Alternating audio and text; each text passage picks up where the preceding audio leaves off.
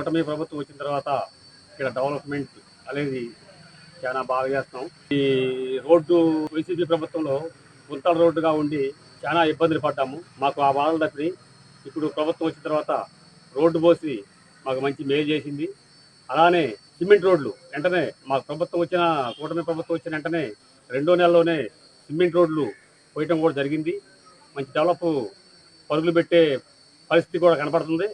అలానే మళ్ళీ water problem ఉంటే హ్యాండ్ బోర్లు ఇవ్వటం కానివ్వండి, పైప్ లైన్ వేయటం కానివ్వండి, లో వోల్టేజ్ ప్రాబ్లం వచ్చినా కూడా మనకి ఇక్కడ 8 ట్రాన్స్ఫార్మర్లు ఇవ్వడం జరిగింది ఈ మధ్యకాలంలో. అలానే ఇంకా వాటర్ ప్రాబ్లం ఉంది పబ్లిక్ అని వాటర్ ట్యాంకులు కూడా 7 ట్యాంకులు మన ప్రభుత్వం శాంక్షన్ చేయడం జరిగింది.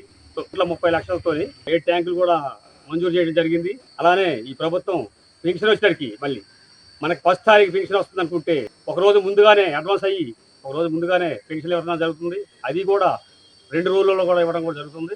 ముందు ప్రభుత్వం వాలంటీర్లు పెట్టి విలేజ్కి వచ్చేసి 6 7 ఆ వాలంటీర్లు పెట్టి 5 రోజులు 6 రోజులు ఇచ్చే పెన్షన్ని ఇప్పుడు ఉన్న సిబ్బందితోని సచివాలయం సిబ్బందితోని 2 రోజులు 3 రోజులలో క్లోజ్ చేసే పరిస్థితి తీసుకొచ్చింది ప్రభుత్వం. అందుకే ప్రభుత్వం మంచి గుర్తింపుగా వర్క్ చేసే విషయంలో ఇప్పుడే చూపిస్తుంది. ఇంకా ముందు మంచి డెవలప్మెంట్ చూడవచ్చు.